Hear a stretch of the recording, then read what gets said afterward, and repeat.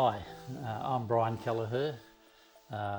Myself and my wife Margaret started the National Motorcycle Museum in Canberra.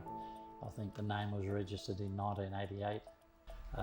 My dad had a passion to hate motorcycles, so I never got to play with it for a while.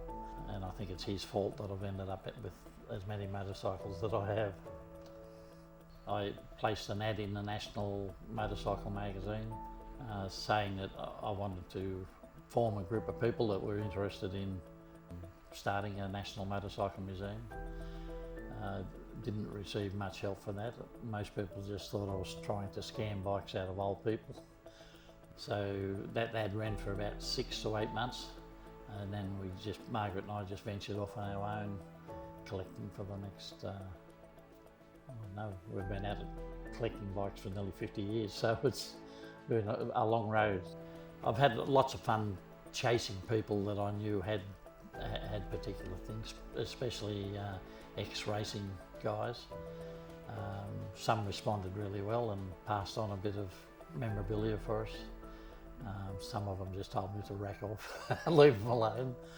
We have one piece on loan from Patrick Ryan. It's an American militaire. There's only 6 existing in the world, so it's incredibly rare.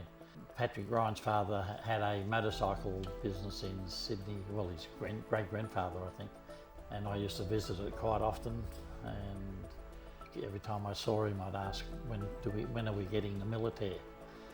And the day he dropped it in, I actually got quite emotional because it had been a 3 or 4 year waiting period. I told him to call in and have a look, and I'd make a display stand, and I had this wooden stand with a rope around it, which impressed him that much. We ended up with 5 or 6 other bikes of his on loan as well. There's another little thing here called a Kenilworth. The British company only lasted 18 or 19 months. It was on display at a museum in Adelaide for many years. The owners of it contacted us to see if we'd like to purchase it, which we did, and it sat here for possibly 10 years. And then we had some American people visiting one day, and this woman got quite excited. Her grandfather was the manufacturer of them. And anyway, she offered to send us some information she had on it.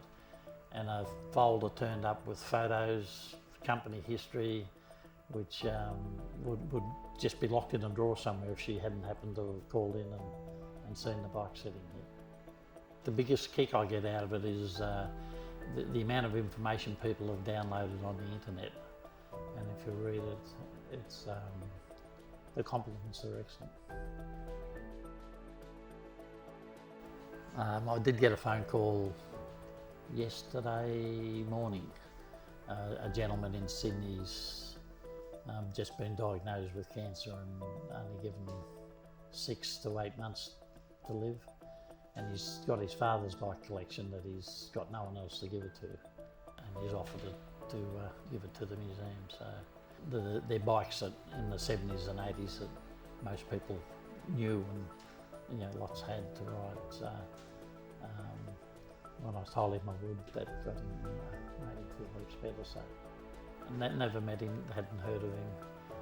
He'd been scanning the internet and discovered the museum site and thought that's where his dad would like him to be.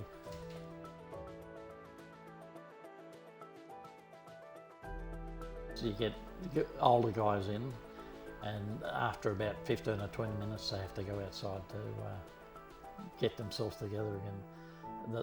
The memories come flooding back that relate to the bikes that they had when they were teenagers and all through their life actually. So riding makes you feel young. In the head anyway. The body hurts a little, but no, it's still lots of fun. I don't like talking about myself or achievements much. The only thing I can say is that the life plan I had, I've pretty well followed. Been lucky enough to be able to achieve it.